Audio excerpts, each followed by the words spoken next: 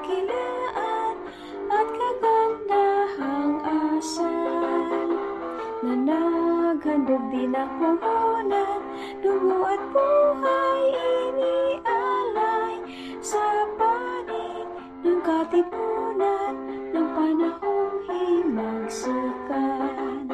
Pagmasdan ang ating paligid, kay ganda ng lungsod Pasig, at ganap na ating pag-asa, pag-unlad at ginhawa.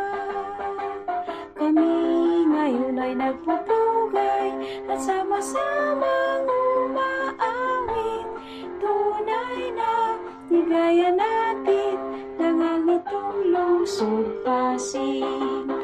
Pagmasdan ang ating paligid, kay ganda ng lungsod Pasig, at ganap na ating pag-asa, pag-unlad at ginhawa.